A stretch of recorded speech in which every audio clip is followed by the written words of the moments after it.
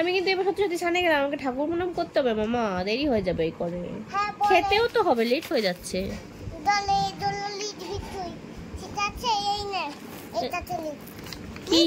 কি দাও, পেন দাও, দেখি কি লিখেছে মা, দেখতে পাচ্ছি না, দাঁড়াও। টি লিখেছে আর কি লিখেছে আমাকে, ABCD ও ABTD লিখে দিয়েছে, বলছে এগুলো আমাকে লিখতে। ঠিক আছে লিখবো, তুমি এবার সামনে যাও তো। ঠিক আছে আমি একবার হাত জড়িয়ে চলে, আমি সামনে গেলাম। সন্ধ্যাবেলা বললাম যে না এখন হবে না, এখন সন্ধ্যাবেলায় হবে। আমি জানি না, আমি কাজ করছি, আমি কাজ করছি মোবাইল, আমার কাজ আছে।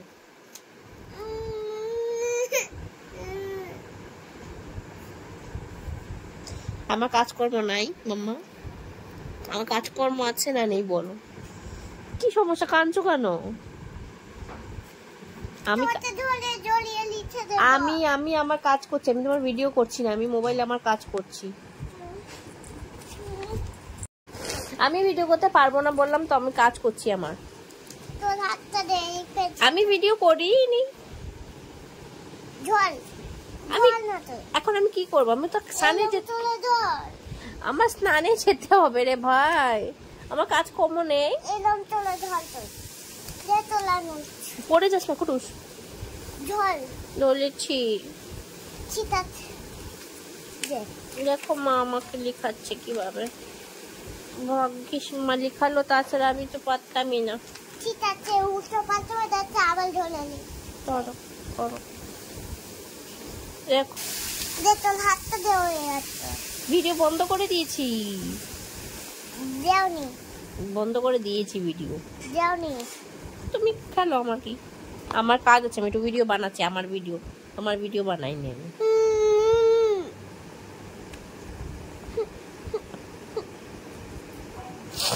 আচ্ছা কান্নার কি হলো, তোমাকে তো বানিয়ে দিলাম অনেকক্ষণ, এবার আমি আমার ভিডিও তো বানাই। কি বানাবো? তুমি তো মার সাথে অনেকক্ষণ ভিডিও করলে। আরে আমি আমার ভিডিও বানাচ্ছি এখন। কি বানাবো? মায়ের ভিডিও। আমি তো তোমার মা, সেজন্য আমি আমার ভিডিও বানাচ্ছি। আমি শোনো শোনো, আমি তো তোমার মায়ের ভিডিওই বানাচ্ছি, তোমার মাকে আমি না।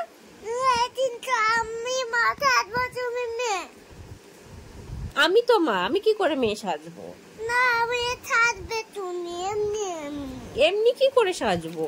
না সাজবে তুমি, আমি আমার ভিডিও বানাবো। এই আমি তো তোমার সাথে প্র্যাঙ্ক করছিলাম, আমি তো প্র্যাঙ্ক করছিলাম। মা এখানে আমাকে 1 to 10 লিখতে বলেছে, আমি তো পারি না, আমাকে লিখে দাও প্লিজ। দাও দাও দাও, এই তো এখান থেকে, এই যে এখান থেকে 1 থেকে 10 অবধি লিখে দেখাও তো। তাছাড়া আমি কি করে পারবো? তো এই ছিল মেয়ের সাথে প্র্যাঙ্কের কাণ্ড কারখানা। আজকে স্কুল থেকে আসার পর নর্মালি ওকে স্কুল থেকে আসার পর ফ্রুটস খাওয়ায়, আর তারপর স্নান করে ভাত খাওয়ায়। তো কাল যেহেতু ফ্রুটসটা আনা হয়নি, সেজন্য ওই ফ্রুটসটা আমি ফ্রুটস খাইনি। সবার একটা থাকে না, অভ্যেসেরও ব্যাপার থাকে ধরো। তো স্কুল থেকে আসার পরে বাকি একটু টিফিন ছিল যেটা খাইনি স্কুল, সেটা খাইয়ে দিয়েছি, কিন্তু ফ্রুটসটা খাওয়া হয়নি। তো স্বাভাবিকভাবে ওর হয়তো খিদেও পেয়েছিল, আর ওর একটা কিছু মিসিং লাগছিল, কিন্তু ও পড়াশোনা করতে চাইলো না, আমার কাছে ভিডিও করে দাও বলছে।